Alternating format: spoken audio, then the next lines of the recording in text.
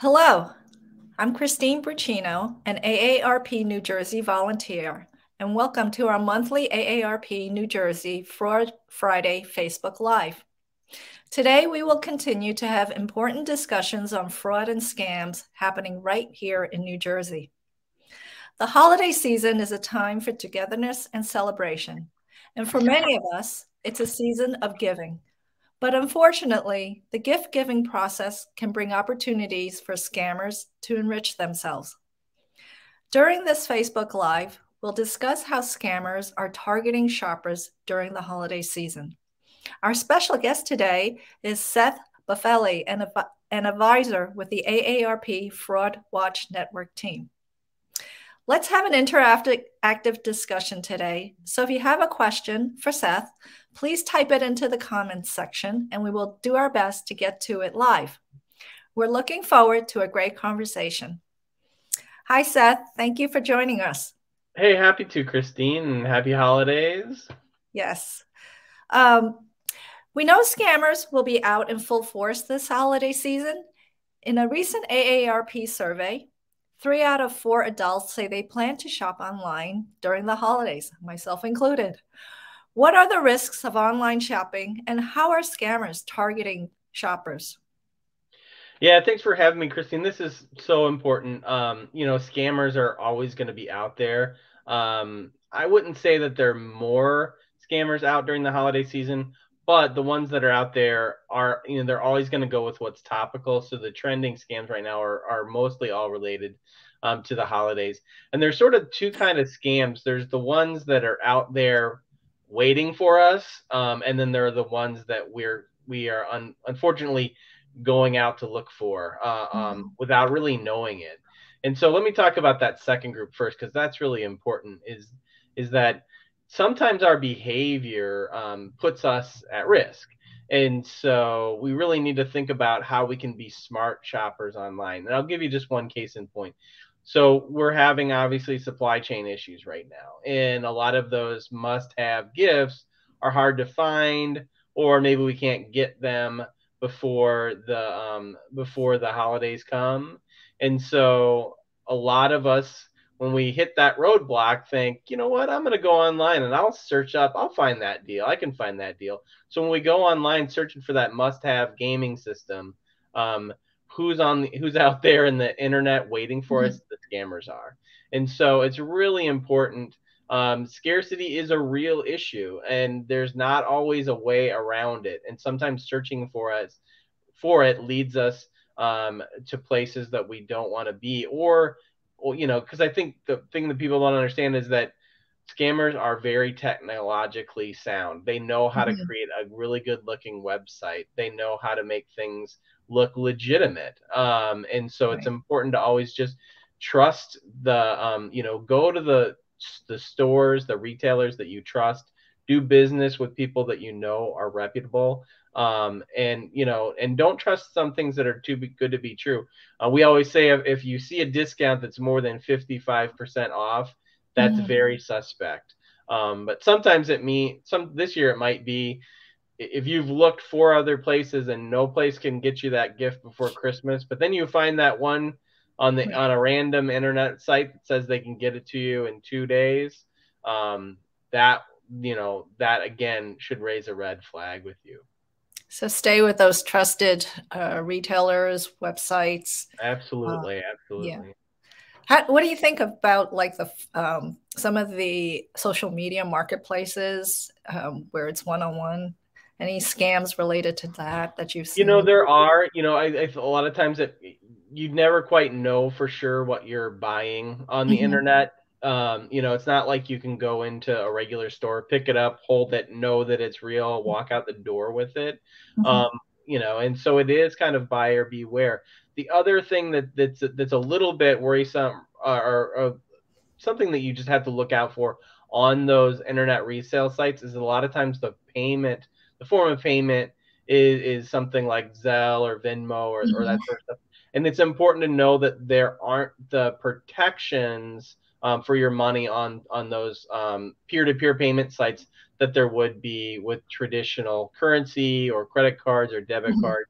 And how people pay is a really big thing. One of the things our survey found is that 70% of the people who are going to be shopping online are planning to do so with a debit card. And a debit card is a little more risky than just using a credit card, and I'll tell you why. If your credit card information is captured by a crook and there are charges made to your credit card that are unauthorized, Mhm. you report that to your credit card company and they take that charge off Right. of your account. With a Yeah. debit card, that money is actually coming directly out of your bank account.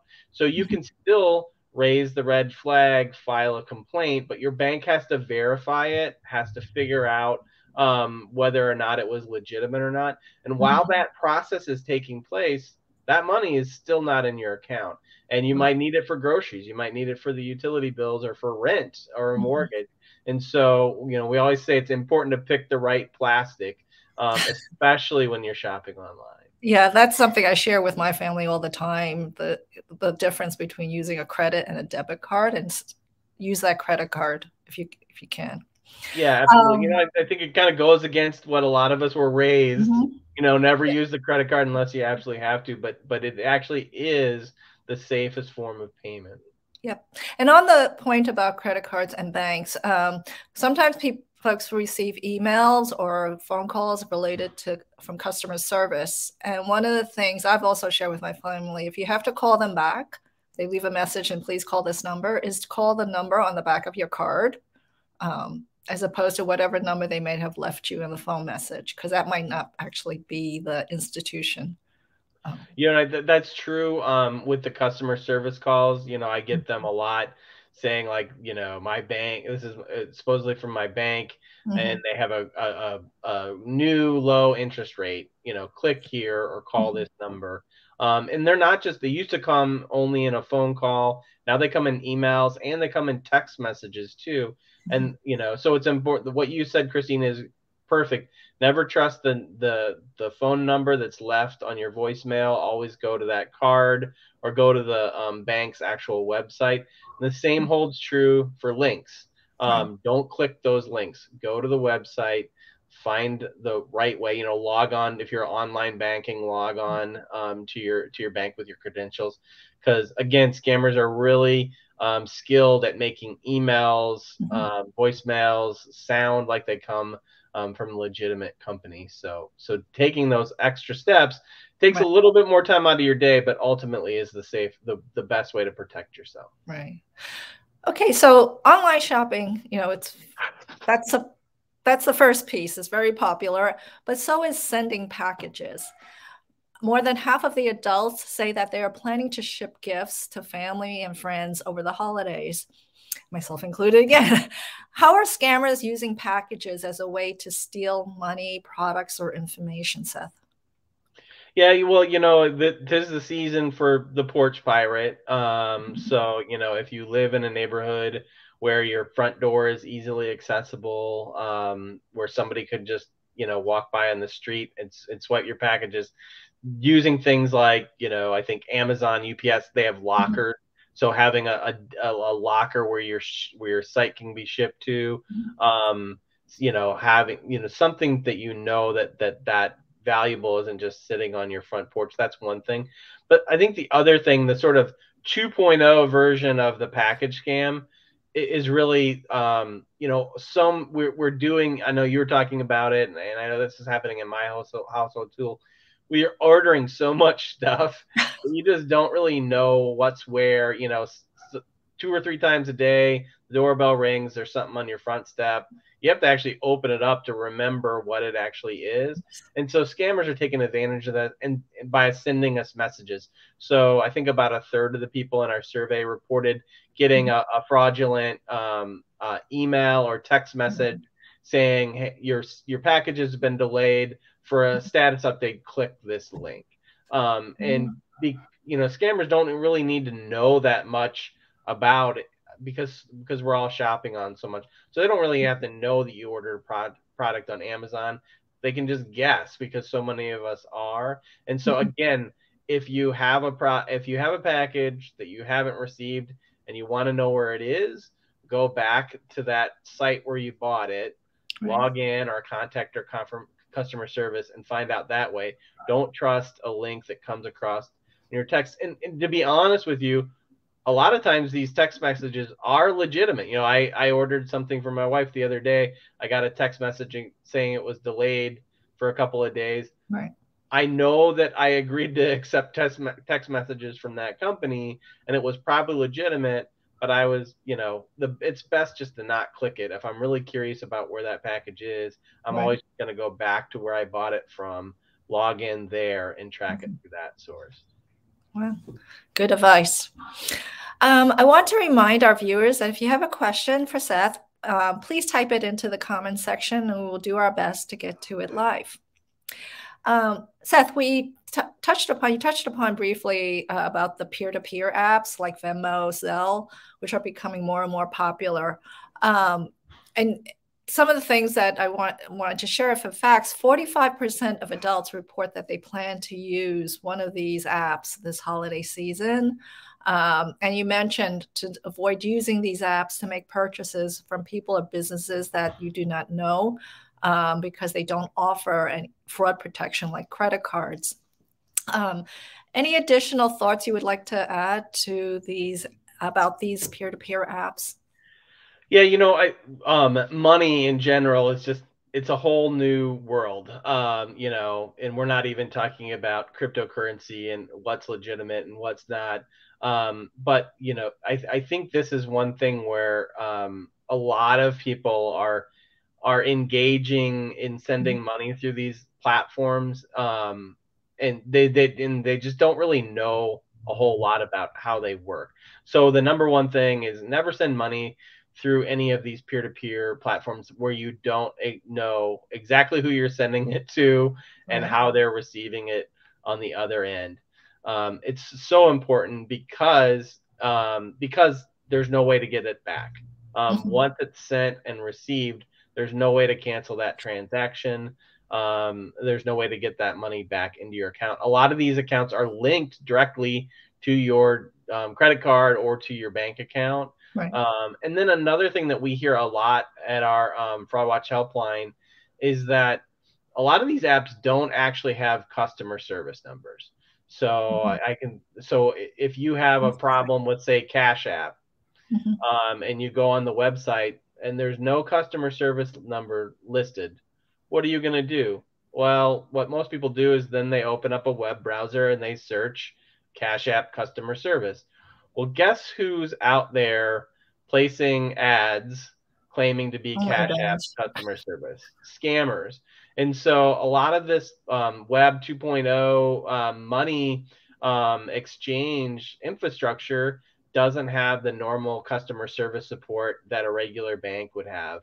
Um, Scammers know this, they understand it. They also understand human behavior. They Mhm. know that we're going to have a problem with those apps at some point, and when we have a problem, we're going to want to call someone. And in the vacuum, they're more than happy to jump into it, especially when the way they're going to want to help you is by getting your bank account number, getting a Mhm. copy of your driver's license, all these sort of things. So there are vulnerabilities that are sort of baked into the cake with some of these Right. platforms that are really dangerous. That's crazy. The angles that the scammers try to approach it and give Again, this is not somebody with a phone book and it's right. based. These are international Mhm. corporations and they're very sophisticated. Definitely. Okay. Gift cards, another form of payment that are really popular around this time of the year. Can you explain how gift card scams work and why they are so prevalent around this time? Yeah, Hear about draining gift cards and, yeah, no, thanks for bringing it up. And this is sort of like a two-headed monster. The first thing I want to say, and everybody should remember, is that gift cards are for gifts. You know, there's no reason to give someone a gift card unless you're giving them a gift. And the reason I say this is because one of the most popular ways that criminals will ask you to send them money is by going out and buying prepaid gift cards, Mhm. scratching off the serial number, and sending them a picture of it. They'll refer to it as sometimes like a savings bond or a money bond, but it's a gift card. They're meant to be used during the holidays or in birthdays as a way of giving someone that you love and care about a present. They're Mhm. not used to pay your utility bill, or all these different ways that scammers try to lure people into sending the money. So that's sort of one head of the Mhm. monster that's really important to know. The other head is, in about 21%, I think, of people that we surveyed had reported buying a gift card for someone and finding out that the money had been drained. So the easy way that this happens is that if you think about places where you go in person to shop, there's Mhm. probably somewhere in the middle of the store, and it's probably pretty colorful, and pretty prominent, and there's anywhere from 20 to 30 vendors on there with just like Right. rows and rows of gift cards that you can buy. So it's in the middle of the store. It's not very well patrolled. It's not very well guarded. Sort of anybody can go off of there. All you really need to do for these gift cards is to have the serial number and the scratch off the code on the back. And so what we always say is, I think that if you want to get a gift card, buy the number one safest way to purchase one is to go online. So you can buy an Really? e-gift card, you can send that to your person. You'll be as long as you're going through the retailer's website, you're totally assured that it's legitimate and the money Mhm. is going to be there. So that's the number one safest. The second safest thing is to go to that retailer themselves. Right. So buy a Target gift card at Target, buy, a Walmart gift card at Walmart. The third step to take to be safe is, when you go to that retailer, buy it in the checkout aisle, because Mhm. for the Person. most time, there's an actual staff person standing Mm. right there, so it's harder to tamper with it. But if you are going to buy it off that colorful kiosk in the middle, one thing we always say is, first, it's always a little safer to reach further back in that rack, to pull one off the back, because the ones at the front are easier to get in. But then number two, just before you leave the store, make sure it's not tampered with. Most importantly, make sure that scratch off code is Mhm. still intact, because that's the most important part. That's how you Right. activate it for payment. Wow. That's good information. Sometimes you just pick up the card and you don't even look or think about checking that code. But thank you for Absolutely. And that. this thing is like, again, we talk about scammers being psychological manipulators, and Yes. they know that the one thing that we value more than anything else in the world is convenience. Yeah. So they're going to go for they know that people are more apt to not take all the steps to protect themselves if there's sort of a Mhm. quick lane option.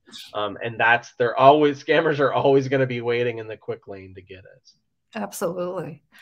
Okay. Let's see if there are any questions. Okay. So the next question that I wanted that we have is concerning fundraisers, and because this is the time of the year where we're approached by nonprofits to help raise funds, and they raise a significant portion of their funding this time of the year.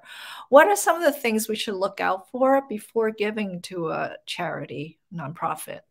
Yeah, this is another one of these evergreen scams we see every year around this time. Mhm. Charity scams. I think about 34% of the people in our poll reported having received um, a solicitation from a charity that they felt was Right. maybe bogus. This pops up during storm season, hurricane, flood season too. And again, if there's an opportunity, scammers follow the headlines. So if there's an Mhm. opportunity, if there's something that people are giving money for, they'll be out there with their hand out. So there's some good resources. Charity Navigator is a great website. If you have a solicitation and you want to find out if something's legitimate or not, you can Mhm. go to that site. I Okay. always say give locally. That's the best way to know that where you're giving your money to is legitimate, because it's in your neighborhood or it's in your Mhm. town. You know it, you see it, you maybe have been there to volunteer. But Mhm. another thing that just a flag, and this isn't necessarily, but a lot of tied to the holidays. Mhm. but there are certain, we call them do me a favor scams. A lot of people give money to their church, or a lot. I mean, my church right now is doing a gift card drive, so you can drop off a gift card to a grocery store, and it goes into their hunger drive. And but a lot of scammers will impersonate clergy or your church, to and say, hey, this is Father so and so. I'm at the hospital. We have 3 parishioners who are dealing with cancer or COVID. We want to do something nice for their family. Can you send us? Can you go get us $500 in iTunes gift cards, and we'll reimburse you through church funds. So again, it's a little different from the charity scam, but it's organizations that people are used to contributing to financially, and scammers will try to impersonate them in order to take advantage of your charity. Oh, that's just greedy. The dark world in which I I work. know. But it's important. You have to tell these stories, Yes. because these criminals are hiding in plain sight. Right. And if you know the red flags, you're able to avoid them. Wow. Thank you, Steph. Such good information and guidance and tips. Do you have any last thoughts you'd like to share with our viewers today? Yeah, I think I love things in threes because they're important to remember. And this is kind of like my sort of cardinal rule is 3 words: stop, think, and verify. So scammers always want to get us excited or afraid. They want to get you into this emotional state where you're not sort of thinking everything through. Yeah. So if you have an opportunity, either good or bad, and you sort of feel yourself getting caught up in that a moment, you're getting ready to pull out your credit card or you're getting ready to take action, try to remember to stop, pause, say, I'll call you back, or walk. If it's an email or a text, walk away from the phone. Think it through. Does this make sense? Is this really the person that they claim to be? And then verify. Be that detective. Do that homework. Go to if it's your bank, go to their real website or pull out your bank card and call their real number. Remembering these 3 things, and going back to them whenever you start to feel yourself get caught up in the moment is really a key way that you can protect yourself.